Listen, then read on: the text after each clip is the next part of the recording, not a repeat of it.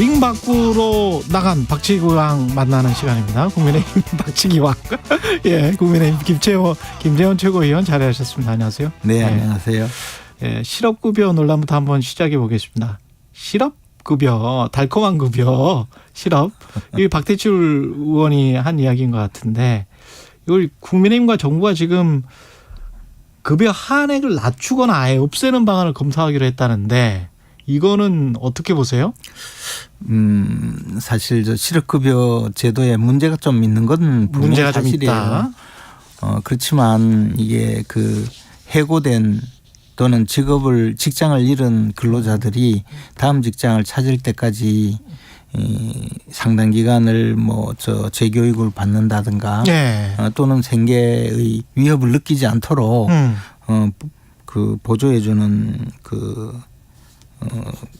노동자의 권리인데 예. 그 부분에 대해서 이제 좀 잘못 운영되고 있다든가 너무 일부 실업급여를 받기 위해서 오남용하는 거. 예. 예. 그런 사례가 분명히 있는 건 사실이기 때문에 예. 제도적으로 좀 합리적으로 조정하는 것은 저는 필요하다고 생각합니다. 근데 그 일탈적인 거 저도 그런 이야기를 사업주분들한테 좀 들었는데 네.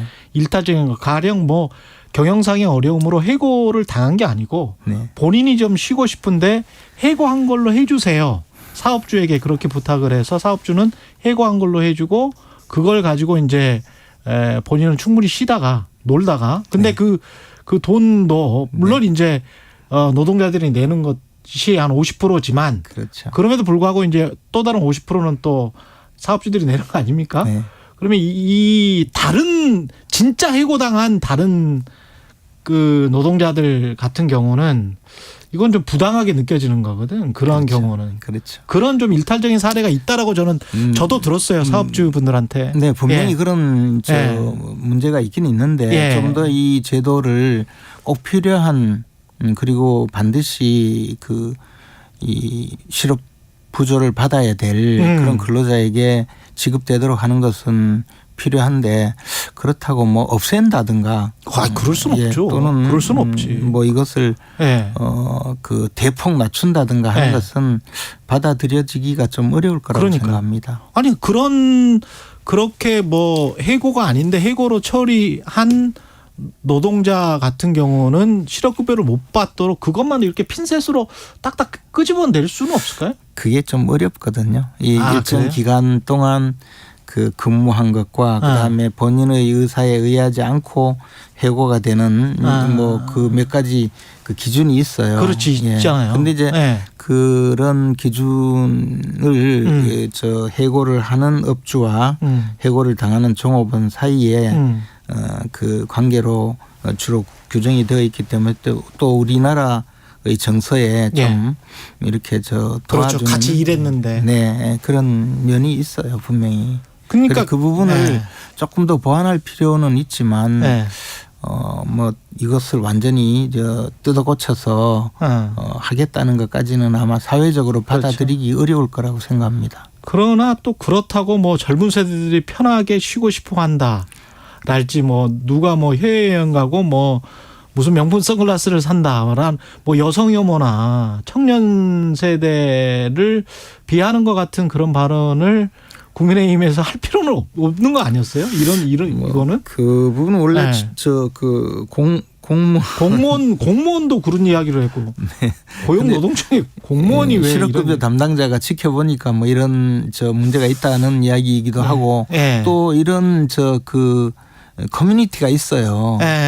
그런데 들어가 보면 이 문제에 대해서 실제 이렇게 글도 올리고 맞아요.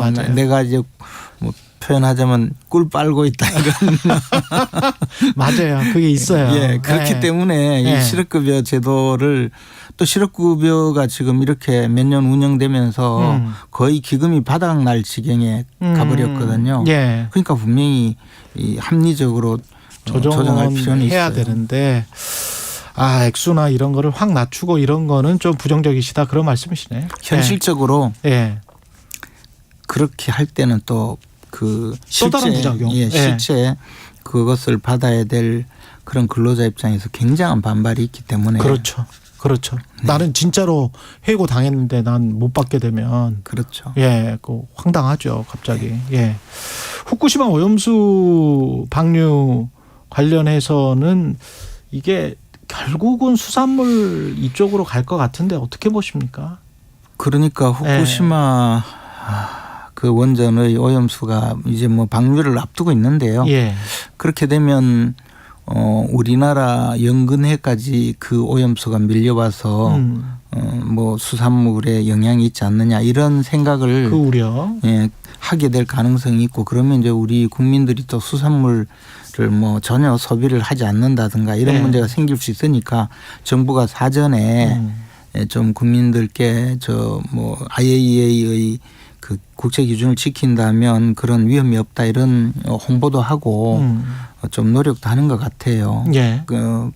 하여튼 이 부분은 정말 저 국민들에게 너무 뭐 야당이 정략적으로 이런 저 불안감을 부추기고 그것을 반복해서 하다가 보면 또 전혀 다른 쪽에서 피해를 입는 경우가 있지 않겠습니까? 예. 예를 들어 우리나라 수산업에 종사하는 분들은 피해를 입을 수 있으니까 정부가 막 홍보도 하고 하다 보니까 조금 또 이 정부가 왜 우리 정부가 왜 일본 정부가 할 일을 대신하느냐 이런 그런 비판도 받게 되는데 그러나 저는 뭐 지금 우리 정부가 해야 할 일을 하고 있다고 생각합니다.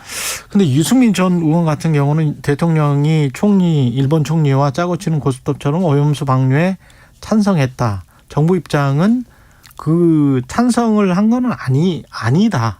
이게 지금 아직까지 기조인데 사람들이 느끼기에는 저러면 기정사실화한 건 아닌가? 그런데 그 기정사실화한 것 같은 그 느낌에서 일본도 그렇게 받아들이고 그러면 EU처럼 수산물 수입금지 해제 이렇게 이제 계속 이야기를 하면 논리상으로는 우리가 조금 그래서 지금 뭐 연기해 달라거나 조금 반대를 한다거나 뭐 이런 어떤 이야기를 대통령이 했었어야 되지 않나 그런 생각도 좀 있거든요.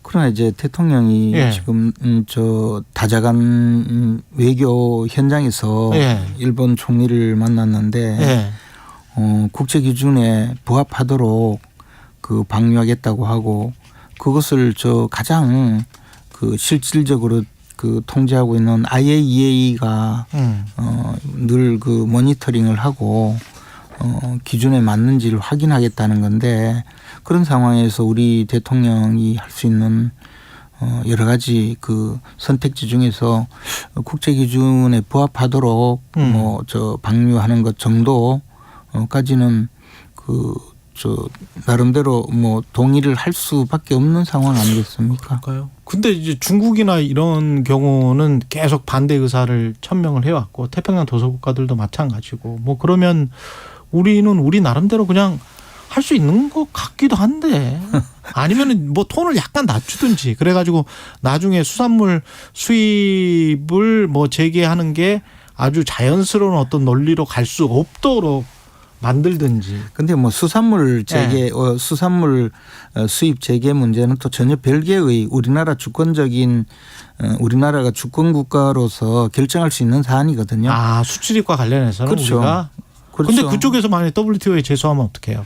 아니 뭐 WTO 제소하면 제소 당하는 거지. 제소 당하는 거고. 다만 마찬가지로 그 후쿠시마 원전 오염수를 방류하는 것은 일본 주권 국가인 일본의 결정을 우리가 뭐 반대하든 뭐 반대하지 않든 일본이 결정해서 시행할 일이고 또 우리도 수산물을 뭐 수입하지 않겠다고 하는 것은 우리 국가의 또 주권적인 결정이거든요. 다만 이것을 가지고 이제 국제적으로 주거니 받거니 하면서 그 서로 상대에게 피해를 주는 일을 한다면 결국 국제 관계가 한이 나빠지는 거구나. 뭐 그런 것을 염두에 두고 서로 최소한 수준으로 상대 국가에 그렇게 영향이 미치는 것은 좀 자제해 주는 것이 좋죠. 그러니까 당신들 책임하에 지금 오염수 방류를 결정을 했으니 우리도 우리들 책임하에 당신들의 수산물은 절대 받아들일 수 없다. 이렇게 주장할 수 있다라는 말씀이죠. 주장할 뿐만 아니라 우리가 결정할 수가 있죠. 그렇죠. 네. 그거는 그 논리가 그렇게 할 수도 있을 것 같습니다. 그래서 이제 다만 이제 그렇게까지 우리는 또 사실 일본하고 여러 가지 면에서 또 잘 지내야 되는 관계이거든요. 협력은 잘해야죠. 잘 해야 되고 뭐 안보 문제뿐만 아니라 경제 문제에서도 일본과 좋은 관계를 또 유지해야 국익에 보탬이 되기 때문에 정부에서 지금 뭐 후쿠시마 오염수 문제를 그렇게 강하게 다루지 않고 또 우리가 직접 우리 해역에는 큰 위험이 없다라는 홍보까지 하는 것 아닌가. 저는 이제 이 외교상으로 윤석열 대통령이 좀 다양한 그 선택지를 갖기 위해서 이런 일을 하고 있다고 봐요. 예. 그 양평고속도로 관련해서는 핵심이 뭡니까? 막 계속 왔다 갔다 하는데 결국은 누가 왜 어떤 절차를 거쳐서 변경안을 확정시켰는가 그건 것 같은데 이거는 장관이나 차관이 하는 거 아니에요? 민간 회사가 할 수는 없잖아. 아니 민간 회사는 이제 그 안을 내죠. 내겠지. 이렇게 저도 저희 지역구의 고속도로를 처음 그 구상 단계부터 해서 개통 단계까지 쭉 지켜보고 저도 관여를 해봤거든요. 제가 국회의원으로서. 그런데 초기에 보면 민간 그 연구기관 또는 이제 주로 뭐 KDI가 비용 편입 분석을 하는데요. 그래서 안을 3가지를 내서 이 노선이 제일 위에 갈 때는 이 노선은 그 당시에 그 댐을 지나야 되기 때문에 그 100m나 되는 그런 교각을 세워야 된다. 비용이 많이 든다. 두 번째 노선 여기는 그 주민들이 접근하기가 좀 불편해서 인터체인지가 너무 멀어진다. 세 번째는 이 구간은 터널을 많이 뚫어야 되기 때문에 비용이 들 것이다. 그러나 전체적으로 보면 이 안이 가장 합리적이다. 이런 식의 그 안을 냅니다. 내기도 하고 그런데 공무원들은 또 거기에서 약간 다른 또 관계로 일안을 선택한다든가 이렇게 해서 그 노선이 정해지는 과정이요. 굉장히 여러 번 그 바뀌기도 하고 하거든요. 그건 저도 충분히 이해하는데 지금 같은 경우도 제가 제일 이해를 못하는 게 에타가 나왔어요. 그건 KDI에서 했어요. 타당성 조사를 해서 본 타당성 조사를 해요 또. 근데 그거 할 때 민간 쪽에서 했단 말이지. 근데 거기에서 할 때 에타랑 비교를 해가지고 서로 간에 이제 한 7, 8개월 정도 시간을 갖고 그걸 가지고 보고서를 올려라. 근데 그게 지금 빠져 있다는 거 아니에요. 서로 간에 비교하는 거를. 근데 그러면 그 본 타당성 분석만 한 거를 가지고 덜컥 했었을 때 그걸 누가 책임을 질 것이며 사실은 과거에 취재해 본 바로는 이걸 이 정도로 빨리 할 때는 2개월 전에 그거 할 때 뭔가 언지를 주지 않았는가. 어떤 뉘앙스, 다른 대안도 한번 해보세요. 강산면도 좋다네요. 이런 뉘앙스를 국토부 공무원이 슬쩍만 흘려도 민간 용역업체는 그거 많이 해본 분들은 바로 알거든. 느낌을. 아니 그게 실제로 우리나라의 생리였어. 지금은 어떤지 모르겠어요. 근데 저는 이제 그런 것도 의심된다는 거지. 왜 그러면 서로 비교를 안 했느냐. 비교한 보고서를 그럼 내놔봐라. 이거죠. 질문이 아니고 괴담인 것 같은데. 아니 괴담이 아니고 진짜로 국토 지침서에는 그렇게 나와 있잖아요. 국토부의 지침서에는 7, 8개월 정도 시간을 갖고 예타하고 비교를 해봐라. 근데 그 비교한 분석은 지금 없어요. 있는지 없는지는 모르지.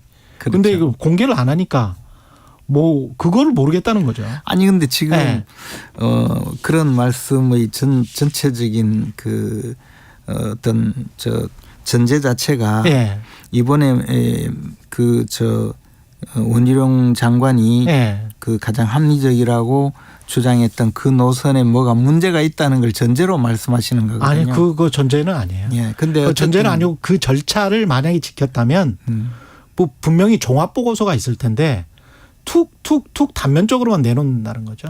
그렇죠. 그런데 어쨌든 지금 그 고속도로 노선을 결정하는 과정이 워낙에 그 지역의 많은 사람들이 관여하고 싶어하고 또 다양한 주장이 나오기 때문에 저는 지금 말씀하신 그런 뭐 절차상의 문제보다도 더 중요한 것은 지금까지 나온 모든 노선을 놓고 이제 가장 합리적인 방안이 어떤 방안인지 지금부터 공개적으로 검토를 해서 결정하는 것이 필요하다고 봐요. 근데 이제까지 모든 고속도로는 데이터를 가지고 에타와 본타의 데이터를 가지고 그걸 비교해서 결정을 했거든요. 제 상식으로는. 근데 데이터가 지금 없어. 그잖아요. 아니 없는 거 그냥 하여간 없다고 말씀하시지만 그러면 다 공개를 그러면 다 해야 돼요. 그러니까 있겠죠. 그러니까 저는 지금 논란이 전부 제기되고 있고 그 논란의 근거는 하나도 없이 서로 논란을 막 제기하고 공격하고 뭐 심지어 뭐 국정조사하자까지 이야기가 나오고 있거든요.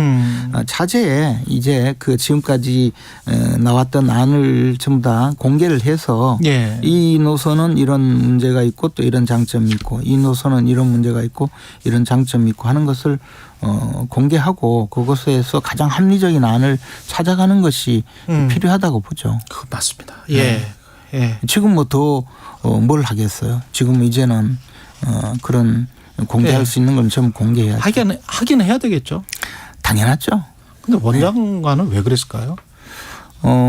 아마 이 논란이 그냥 국토부가 받아서 해결하기에는 너무 정략적인 그런 정치적인 비난과 또 괴담 수준의 그 비판이다 이런 생각을 하고 이런 방식으로 좀 충격요법으로 공개하고 싶었겠죠. 저는 뭐 결과적으로는 잘된 사안이라고 봅니다.